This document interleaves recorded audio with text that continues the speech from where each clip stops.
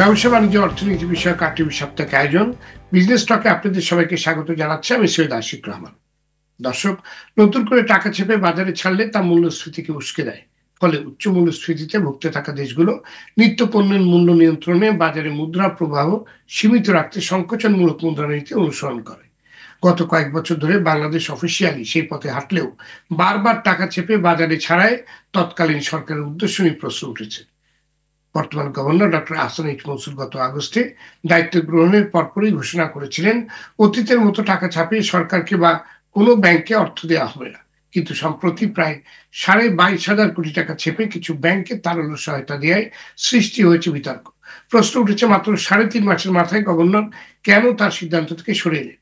বিশ্লেষকদের কেউ কেউ বলছেন, নতুন টাকা ছাপানোয় মূল্যস্ফীতি যেমন বেড়ে যাবার ঝুঁকি তৈরি হয়েছে, আবার ব্যাংকগুলোকে তারল্য সহায়তা না দিলে গ্রাহকদের মধ্যে অস্থিরতা তৈরি হওয়ার সংশয় রয়েছে।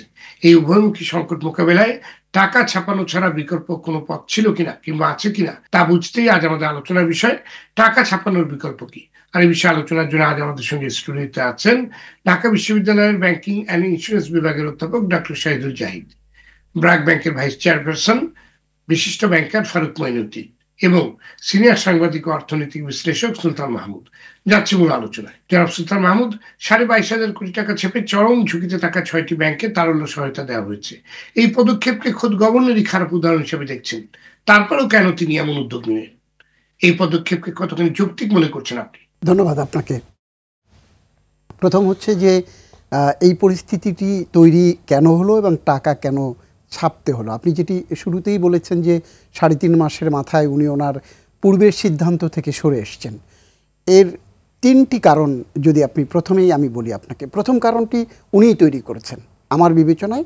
কারণ উনি দায়িত্ব নেবার পর এই কয়েকটি ব্যাংক নিয়ে যখন যে ব্যাংকগুলোকে বলা হয়েছে যে একটি গ্রুপ দ্বারা নিয়ন্ত্রিত যে ব্যাংকগুলো ছিল, সেই ব্যাংকগুলোর টাকা সেগুলো একেবারে খোলনালচে পাল্টে ফেলেছে, সেখানে কোনো টাকা নাই, চরম টাকার সংকট তৈরি হয়েছে এবং এই ব্যাংকগুলো দেউলিয়া হয়ে যাবে। 7-8টি ব্যাংক দেউলিয়া হয়ে যাবে। এটি যখন একজন গভর্নরের মুখ থেকে এটি বের হয়, তখন সেই দেশের অর্থনীতি, সেই দেশের ব্যাংকিং, সেই দেশের আর্থিক খাত কতটা ঝুঁকির মুখে পড়ে তারই একেবারে উজ্জ্বল দৃষ্টান্ত হয়ে থাকবে এবারের এই ব্যাংকিং খাত এবং এবারের এই যে পরিণতি যেটা হলো, ওনাকে টাকা ছাপতে হলো। এটি একটি। আরেকটি কারণ হলো যে আপনাকে দেখতে লাগবে যে এই টাকা এখন আপনি যেটা বলেছেন যে তারল্য সংকট আছে। আমি একটু পেছনে যদি ফিরে যাই, আপনি দেখবেন যে যেটা বলা হচ্ছে বা পরিবর্তিত প্রেক্ষাপটে যেটা বলা হয়েছে যে সব টাকা নিয়ে গেছে। আমার কাছে, আমি মাঠের রিপোর্টার হিসেবে বা একজন সাংবাদিক হিসেবে, গত সরকারের কোনো সময়ে কোনো ব্যাংক থেকে চেক বাউন্স হয়েছে, চেক ফেরত হয়েছে, সেটি কিন্তু কোনো নিউজ আমরা দেখি নাই বা আমাদের কাছে আসে নাই। হঠাৎ এমন কি পরিস্থিতি তৈরি হলো সরকার পরিবর্তনের সাথে সাথে? ব্যাংকগুলোর ভল্ট কি চুরি হয়ে গেছে? ব্যাংকগুলোর ভল্টে কি কোনো ডাকাতি হয়েছিল? কেন এরকম হলো? টাকা কোথায় গেল? তখন তো ভালো চলছিল, এখন কেন এরকম হলো?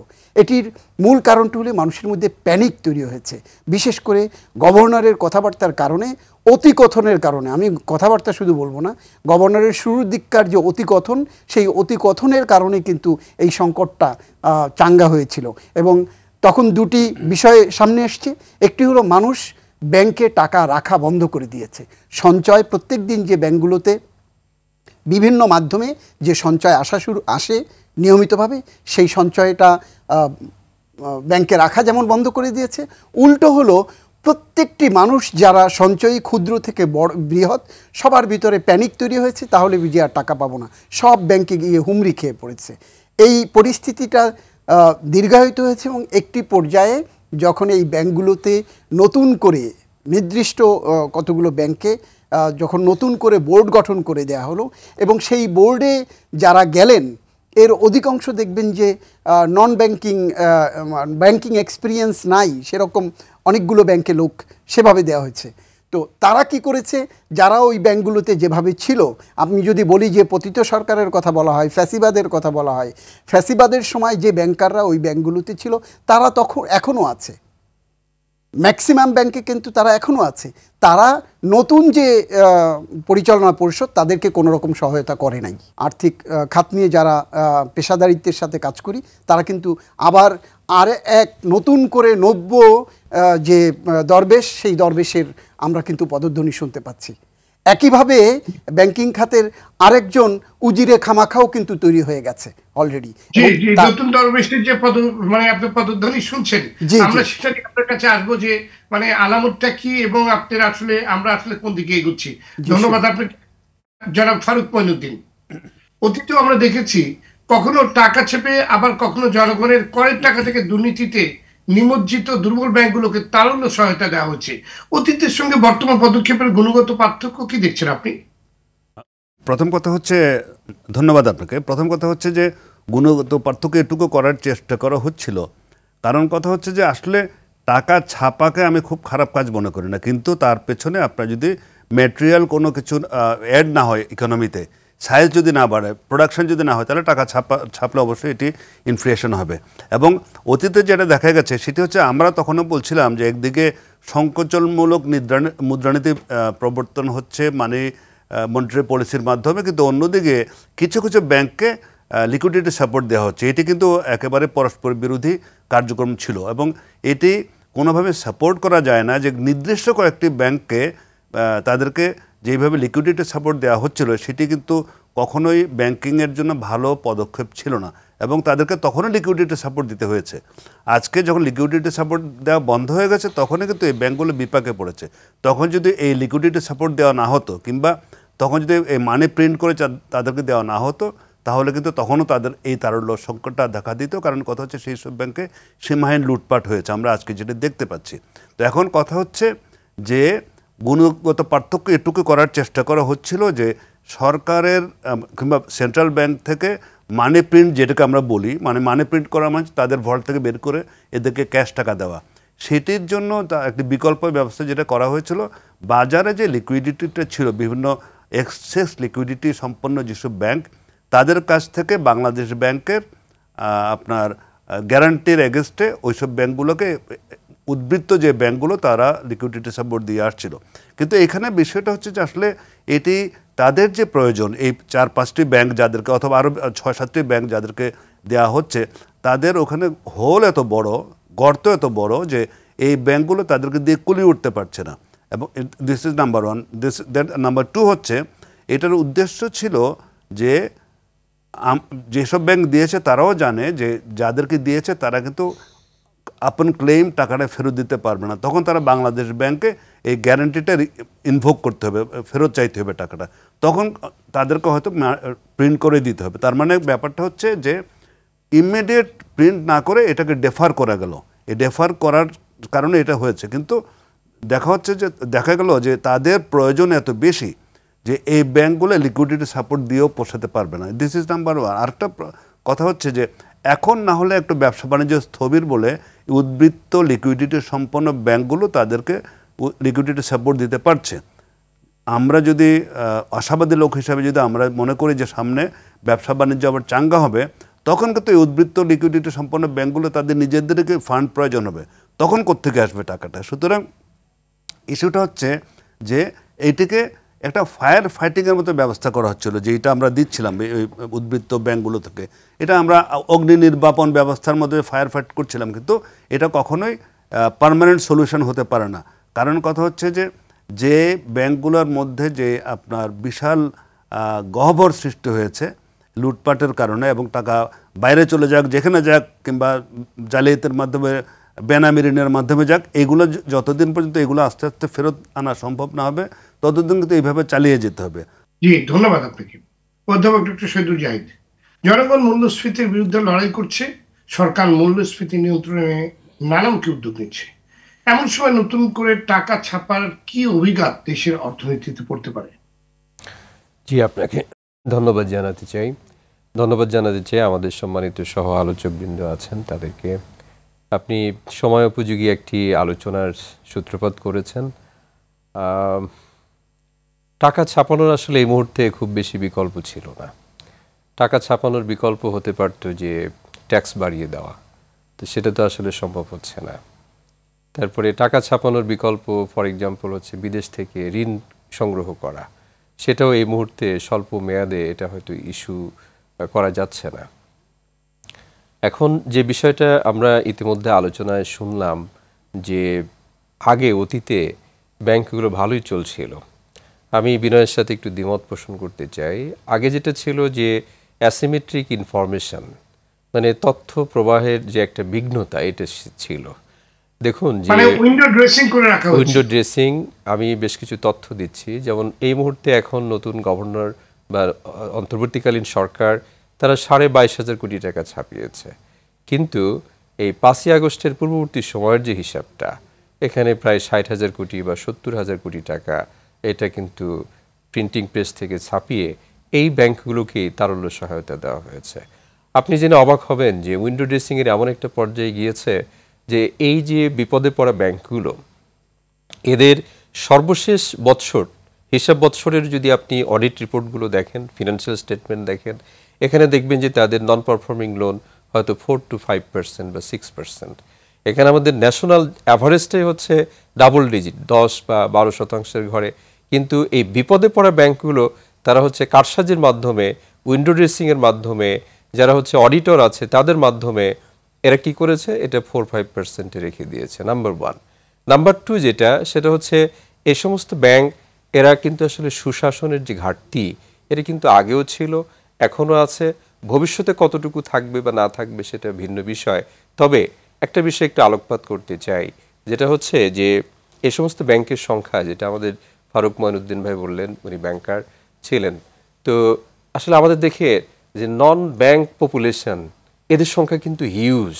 শতকরা 25% মানুষও কিন্তু আমাদের ফিনান্সিয়ালি মানে হচ্ছে included in terms of banking service, এটার মধ্যে আসে নাই। আমি এই ফিনান্স এবং ব্যাংকিংয়ের একজন ছাত্র এবং গবেষক হিসেবে আমি যেটা মনে করি যে বাংলাদেশে আরও প্রচুর ব্যাংক দরকার। এই 20 কোটি মানুষের দেশ, এখানে হচ্ছে আমাদের এই পার ব্রাঞ্চ পপুলেশন যেটা, এটা হচ্ছে আপনি আফগানিস্তানের চেয়েও কম। থ্যাঙ্কস যে আফগানিস্তানের জনসংখ্যাও কম, ব্যাংকও কম, কিন্তু আমাদের এখানে জনসংখ্যা বেশি, কিন্তু ব্যাংক সেই আনুপাতিক হারে কিন্তু কম।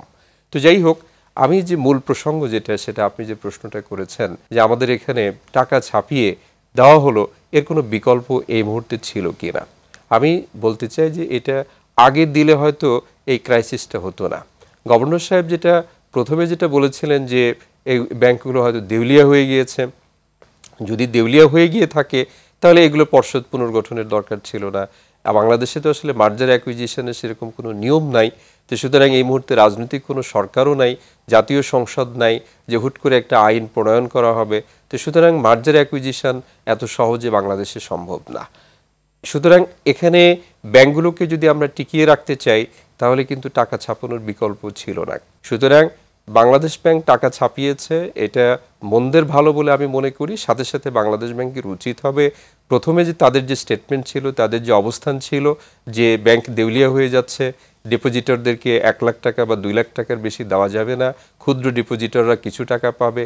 এখন দেখুন যারা হচ্ছে টাকার দরকার ছিল না, তারাও হচ্ছে কিউতে এসে টাকার জন্য দাঁড়িয়ে আছে। এখন তারা কিন্তু আসলে টাকাটা সঠিকভাবে দরকার ছিল না, কিন্তু তারা ওই যে ব্যাংক রান, যে ভবিষ্যতে এরা টাকা দিতে পারবে কিনা একটা মানে ভয়ের পরিবেশ, আতঙ্কের পরিবেশ সৃষ্টি হওয়ার কারণে তারা এসেছে।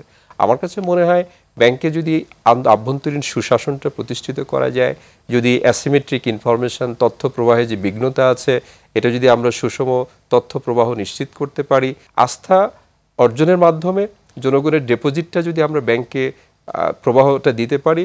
কিন্তু আদতে যেটা হয়েছে যে বাংলাদেশ ব্যাংক যে টাকা ছাপিয়ে যে গাইডলাইনগুলো আবার দিয়েছে, কোনো ব্যাংকে 3,000 কোটি টাকা, 4,000 কোটি টাকা দেওয়া হয়েছে, এই টাকা দিয়ে তারা কোনো নতুন কোনো ঋণ তৈরি করতে পারবে না, ঋণের সংস্থান করতে পারবে না, আভ্যন্তরীণ খরচ মেটাতে পারবে না, কিন্তু ডেপোজিটরদেরকে দিতে হবে। ডেপোজিটরদেরকে এই টাকাটা দিচ্ছেন, কিন্তু এটার এগেনস্টে তো আপনার কোনো আয় নেই।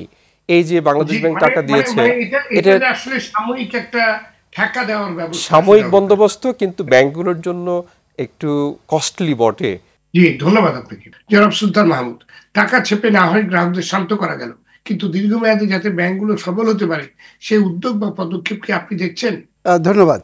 আমি এই কথাটি বলবার জন্য একটু উনি যে কথা বলেছেন বাংলাদেশ ব্যাংকে যে পরিমাণ, বাংলাদেশে যে পরিমাণ জনগণ সেই হিসাবে ব্যাংকের সংখ্যা কম। আমি এই জায়গা থেকে একটু সরে আসতে চাই ওনার জায়গা থেকে। সেটি হলো যে দেখেন, সাবেক মরহুম অর্থমন্ত্রী সাইফুর রহমান সাহেব, ওনার মেয়াদে যখন থার্ড জেনারেশন ব্যাংকের কথা এসছে সম্ভবত 2001, 2007, 2006 গভর্নমেন্টের সময়, তাই না মনে নাই? তো ওই সময় 1 থেকে 6 গভর্নমেন্টে যখন নতুন করে রাজনৈতিকভাবে নতুন ব্যাংকের চাপ এসেছিল, উনি কিন্তু তখন বলেছিলেন যে ব্যাংক আর পানের দোকান ও চকলেটের দোকান এক না। উনি কিন্তু সেটিকে উনি তখন একটিকেও অ্যাকসেপ্ট করেনি, এবং রাজনৈতিক কারণেই, রাজনৈতিক চাপ থাকার পরেও উনি এত শক্ত ছিলেন যে তৎকালীন প্রধানমন্ত্রী বেগম খালেদা জিয়াও সেটিকে অ্যালাউ করতে পারেন নাই। কিন্তু পরবর্তী সরকার, শেখ হাসিনার সরকার যখন ক্ষমতা এসছে, আবার সেই রাজনৈতিক চাপ শুরু হলো এবং ব্যাংক দেওয়া হলো। তখন কিন্তু মরহুম অর্থমন্ত্রী আব্দুল মুহিত উনি আমাদেরকে বলেছেন এবং প্রেসেও বলেছেন, ওপেন বলেছেন যে না, আর কোন নতুন ব্যাংক দেয়া হবে না। উনি খুব অনাড়ু ছিলেন। বাংলাদেশ ব্যাংকের বোর্ড থেকেও এ ধরনের সিদ্ধান্তের এই যে দাবি নতুন ব্যাংক দেওয়ার, সেটিকে প্রত্যাখ্যান করেছিল। কিন্তু পরবর্তীতে রাজনৈতিক চাপের কারণে সেই ব্যাংকগুলো দেওয়া হয়েছিল। মুহিত সাহেব কিন্তু পাবলিকলি বলেওছেন এটা, যে রাজনৈতিক চাপের কারণে দেওয়া। এবং পরে উনি কিন্তু আবার আমাদেরকে বলেছেন যে আমার ইচ্ছা ছিল না, কিন্তু রাজনৈতিক চাপের কারণে এটি দেওয়া হয়েছে।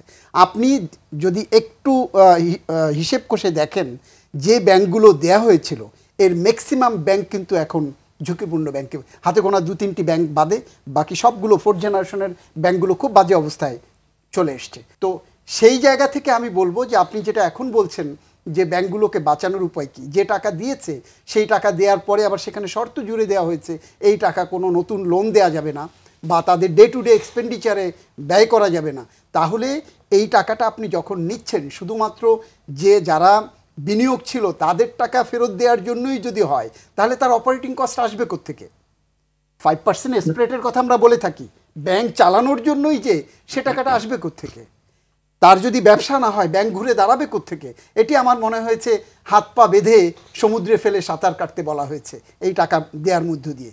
তো এটি আমার কাছে মনে হয়েছে যে যুক্তিযুক্ত নয়। সুলতান মাহমুদ, অর্থনীতির আকার যদি না বাড়ে, অর্থনীতির চাকা যদি সচল না হয় কিংবা না যদি চলে, তাহলে কিন্তু এই টাকা কিন্তু এই টাকাগুলোই কিন্তু মূল্যস্ফীতির নামে জনগণের ঘাড়ের উপরে চেপে বসবে, যে জনগণকে পরিশোধ করতে হবে। হ্যাঁ, আমি আপনার সাথে একমত পোষণ করছি। ফারুক মঈনুদ্দিন ভাই যেটা বলেছেন যে মানুষের হাতে যখন টাকার প্রবাহ বেশি থাকবে তখন মূল্যস্ফীতি এটা কিন্তু চাঙ্গা হয়, যে কারণে আমাদের মুদ্রানীতি দিয়ে কিন্তু একটি টাইটান মুদ্রানীতির কথা বলি, আমরা সংকোচন মুদ্রানীতির কথা বলি। সংকোচন মার্কেটে যখন মানি সাপ্লাই বেশি থাকে সেই সাপ্লাইটাকে কিন্তু মুদ্রানীতি দিয়ে আবার সেটিকে টাকাগুলো তুলে নেওয়া হয়, বন্ড থেকে শুরু করে নানান ইনস্ট্রুমেন্টের মাধ্যমে বাংলাদেশ ব্যাংক আবার সেই টাকাটা তুলে নেয়।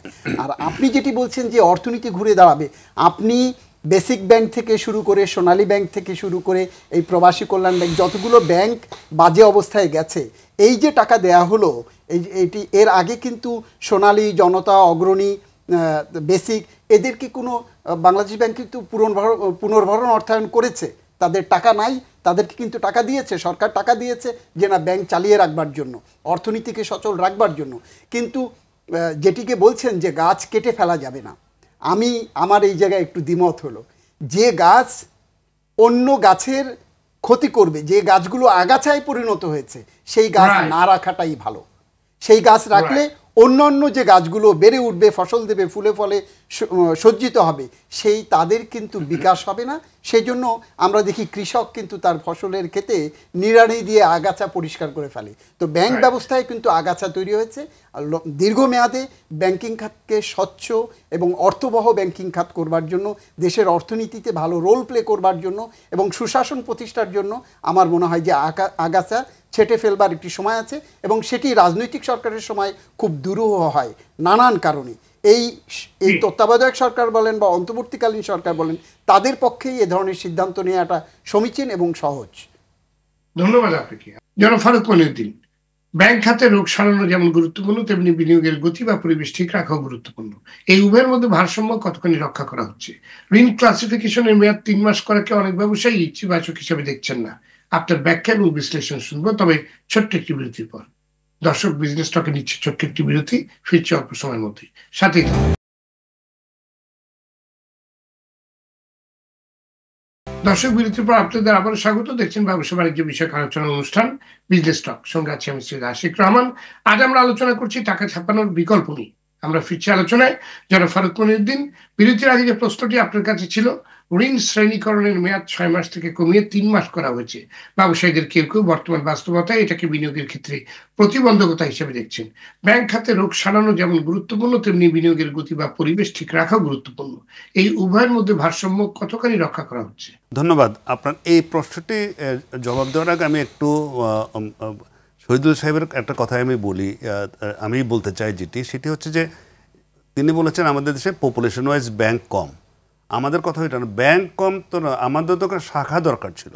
তাই বলে নতুন ব্যাংকের দিতে হবে না। একটা ব্যাংক অনেকগুলো শাখা খুলতে পারে, কিন্তু নতুন ব্যাংক দেওয়ার প্রয়োজন ছিল না। এটা পলিটিক্যাল কারণ হয়েছে। এক না শাখা, এখন তো এখন যেটা দেখা যাচ্ছে শাখার প্রয়োজন হচ্ছে না। এখন অনেকগুলো অল্টারনেটিভ ডেলিভারি চ্যানেলের কারণে শাখাগুলোর কিন্তু গুরুত্ব কমে যাচ্ছে। এই যে সামনে দেখা যাবে অনেক সময় শাখাতে লোকজন যেতে হবে না, যে যত ডিজিটাইজড হবে তত শাখার গুরুত্বটা কিন্তু কমে যাবে। যাই হোক, এখানে এজেন্ট ব্যাংকিং আছে আপনার, তারপর সাব ব্রাঞ্চ আছে। সুতরাং নতুন ব্যাংক দেওয়ার দরকার ছিল না। এটি পলিটিক্যাল কারণে, এটা আমরা সবাই জানি। যাই হোক, আপনি যেটা বলছেন যে 3 মাসে করা ক্লাসিফিকেশান, 3, 6, 3 মাস, 6 মাস এবং 1 বছর, মূল বিষয়টা হচ্ছে এটা আন্তর্জাতিক মানে তাই ছিল এবং আগেও তাই ছিল। আগেও কিন্তু 3 মাস, 12 সাল পর্যন্ত 3 মাস, 6 মাস এবং 1 বছরের এই ক্লাসিফিকেশনটা ছিল।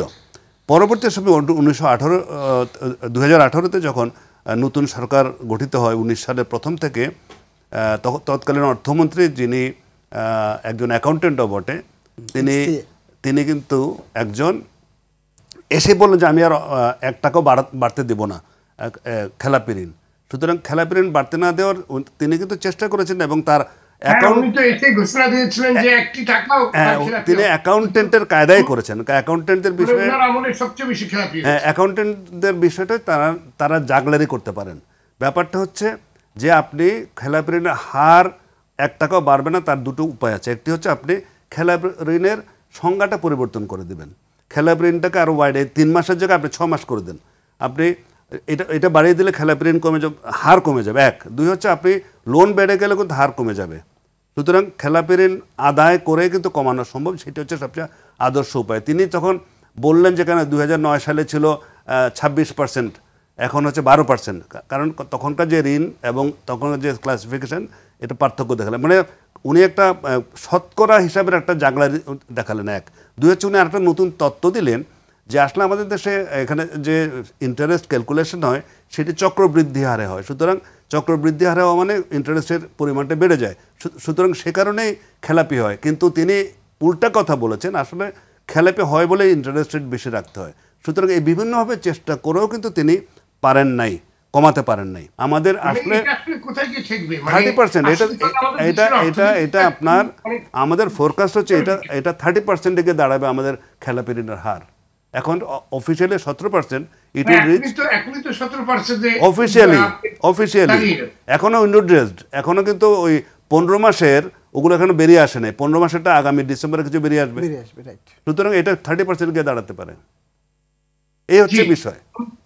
ধন্যবাদ আপনাকে জনাব সুলতান মাহমুদ।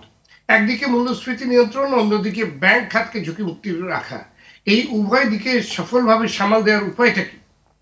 ধন্যবাদ। উপায়টা হচ্ছে দেখেন, এখন বাংলাদেশ ব্যাংক তাৎক্ষণিকভাবে যেভাবেই বলেন না কেন 22,000 কোটি টাকার যেটা বলা হচ্ছে ছাপিয়ে দেওয়া হয়েছে। আসলে যেটা বলা হয় যে টাকশালে টাকা ছাপিয়েই দেওয়া হয় না, কতগুলো ইনস্ট্রুমেন্ট এই টাকা সরবরাহের মানে হলো কতগুলো টুলস ইউজ করে বাংলাদেশ ব্যাংক। সেই টুলস ইউজ করে এই টাকাগুলো যখন যেখানে যেভাবে দেওয়ার দরকার সেইভাবেই দেবে। তো এই টাকাগুলোর শর্ত যেটা আমি আগে বললাম, টাকাগুলো যেখানে দেওয়া হয়েছে, আগে যে 60,000 কোটি টাকা যেটা ছাপা হয়েছে সেই 60,000 কোটি টাকা বিভিন্ন ব্যাংকে দেওয়া হয়েছে এবং সেগুলো বলা হয়েছে লুটেরা অর্থনীতির পার্ট এটি ছিল, ওই 60,000 কোটি টাকা। এবং দেশের ব্যাংকিং খাতে সর্বশেষ যে বিপর্যয় হয়েছে সেটি ওই টাকা থেকেই হয়েছে, সর্বশেষ বিপর্যয়টা। এবং এই সরকারকে সেই ধারাবাহিকতায় কিন্তু আজকে এই পরিণতির মুখে হয়েছে এবং মুখোমুখি হতে হয়েছে। এবং এই এখন যে 22,500 কোটি টাকা দিল, যাদেরকে দিল 6টি ব্যাংককে দিয়েছে, কাউকে 5,500 কোটি দিয়েছে, কাউকে 5,000, দুটি ব্যাংকে 4,000 4,000, আর দুটি ব্যাংকে 2,000 কোটি টাকা করে দিয়েছে।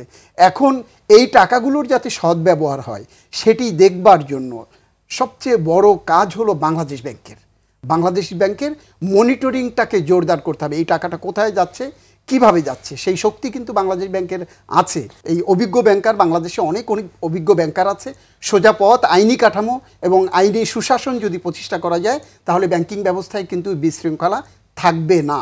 এবং এই যে মূল্যস্ফীতির কথা আপনি যেটি বলছেন, বাজারে যদি মানি সার্কুলেশন যদি যেখানে যতটুকু দরকার সেইভাবে যদি নিয়ন্ত্রণ করা যায় এবং বাজার থেকে যদি অতিরিক্ত মানি কেন্দ্রীয় ব্যাংক তার টুলসের মাধ্যমে তুলে নেয় তাহলে কিন্তু ইনফ্লেশন আর 6.5 থেকে ইনফ্লেশন এখন যদি পয়েন্ট টু পয়েন্টে আপনি যান 12তে চলে গেছে ইনফ্লেশন, এই জায়গা থেকে আবার ঘুরে দাঁড়াতে পারবে। কিন্তু সেই জন্য ব্যাংকিং খাত বা আর্থিক খাতকে কিন্তু সঠিকভাবে যেটিকে মনিটর করা, সেই মনিটর করা এবং যেখানে যে সমস্যা আছে শুধু টাকা ছাপিয়ে বা টাকা সরবরাহ করেই সেই সমস্যার সমাধান করা যাবে না। নীতি সহায়তা দিতে হবে আর পাশাপাশি যে আইনি কাঠামো আছে তার পরিপূর্ণ বাস্তবায়ন করতে হবে, তাহলেই কেবল সম্ভব।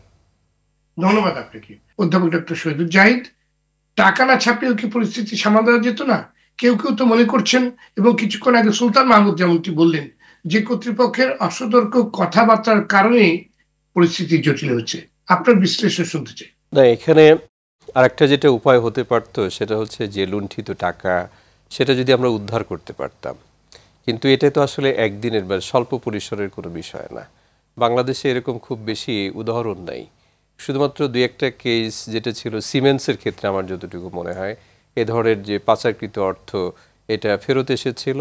আবার যুক্তরাজ্যে এরকম একটা ঘটনা ঘটেছিল যেটা বাংলাদেশের কেউ বা কারা জড়িত, সেই অর্থটা আবার ফেরত দেওয়া হয়েছিল এরকম। তো সুতরাং এর বাইরে রাজনৈতিকভাবে যে তছরূপগুলো হয়েছে, ব্যাংকিং খাতে যে তছরূপ হয়েছে, এটা তো অস্বীকার করার উপায় নেই। এটা একটা দীর্ঘমেয়াদী প্রক্রিয়া বলে আমরা মনে করছি, যদিও সরকারের পক্ষ থেকে এ ধরনের উদ্যোগের কথা আমরা দেখতে পাচ্ছি যে বিভিন্ন আন্তর্জাতিক সংস্থার সহযোগিতা চাওয়া হয়েছে এবং তারাও সহযোগিতা করার জন্য রাজি আছেন বলে আমরা শুনতে পেরেছি যে পাচারকৃত অর্থ হয়তো ফেরত পাওয়া যেতে পারে। কিন্তু এটা দীর্ঘমেয়াদী প্রক্রিয়া।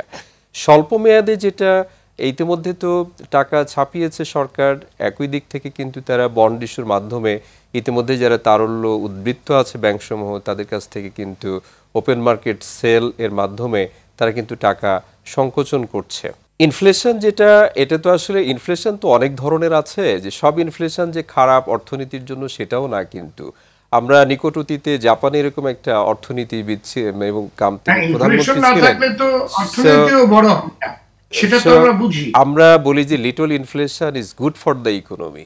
এটা যদি কস্ট পুশ ইনফ্লেশন হয়, অ্যান্টিসিপেটরি ইনফ্লেশন হয়, এটা হয়তো অর্থনীতির যদি মূল্য বৃদ্ধির সুফল অনেকেই হয়তো পেতে পারে। কিন্তু যদি ডিমান্ড পুল ইনফ্লেশন হয়, দ্যাট মিনস মানুষের হাতে টাকা বেশি প্রয়োজন ছাড়া কিনছে, সেই ক্ষেত্রে হয়তো যে ইনফ্লেশনটা সেটা হয়তো অর্থনীতির জন্য সুফল বয়ে আনবে না, জনগণ ক্ষতিগ্রস্ত হবে।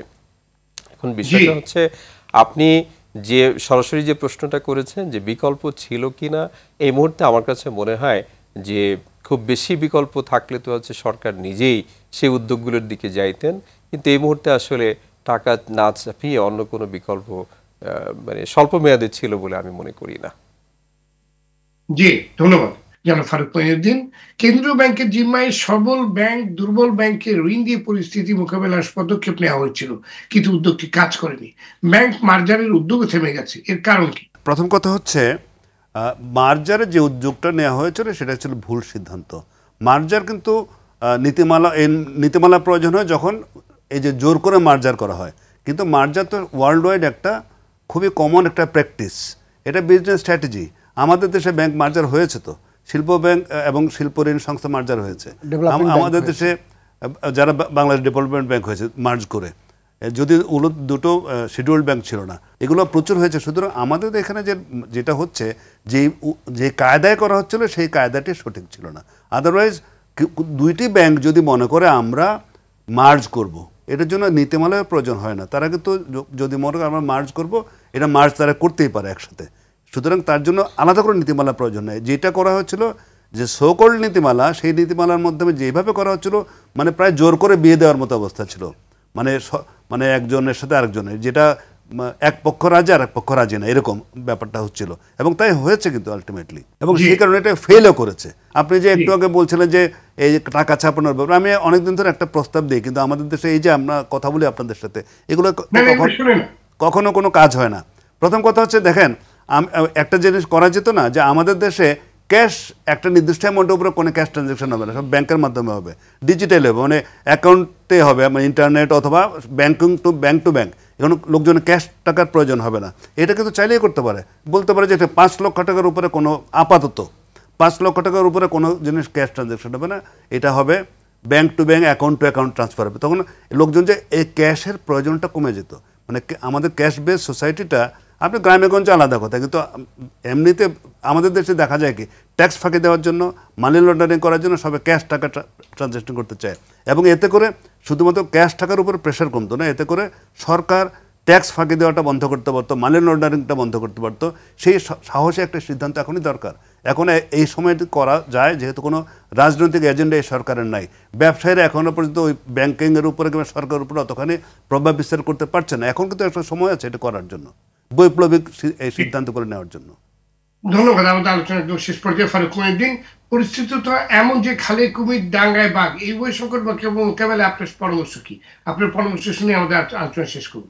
না, পরামর্শ এটাই হচ্ছে, প্রথম কথা হচ্ছে যে আইন যেটা আছে, মনে করেন উদাহরণ দিয়ে বলি, ইচ্ছাকৃত খেলাপি আইন হয়েছে আগের সরকারের আমলে, সেটা এমন একটা আইন, ধরে মাছ না ছুঁই পানি, মানে এমনভাবে করেছে কোনো রকম, মানে ইচ্ছা ছিল না। এখন কথা হচ্ছে এই যে আইনগুলো যদি কঠোর করে, আমরা ব্যাংকার হিসেবে বলতে পারি যে আমরা খেলাপি ঋণ আদায়ের জন্য আমরা কিংবা আমাদের কর্মকর্তারা প্রত্যেকে নিবেদিত পারেন, কিন্তু আমাদের টুলস ছিল না, আমাদের হাতে আইনি অস্ত্র ছিল না। এই আইনি অস্ত্রটা যদি এখন শানিত করা যায়, শার্প অস্ত্র যদি দেওয়া যায়, তাহলে কিন্তু এই পরিস্থিতি থেকে আস্তে আস্তে উদ্ধার হবে। এবং বিশেষ করে ইচ্ছাকৃত খেলাপির আইনটাকে যদি আমি একটা লেখাও তৈরি করেছি, দেখবেন কিছুদিন পরে, যে এই বর্তমান আইনের মধ্যে কী কী দুর্বলতা আছে, এগুলো যদি ঠিক করা যায়, আমার মনে হয় এই যে বিষয়গুলো নিয়ে আমরা আলাপ করছি, যে দুর্বলতাগুলো, যে ঘাটতিগুলো, সেগুলো কোনো কিছু মাত্রা এটা কমে আনা সম্ভব হবে।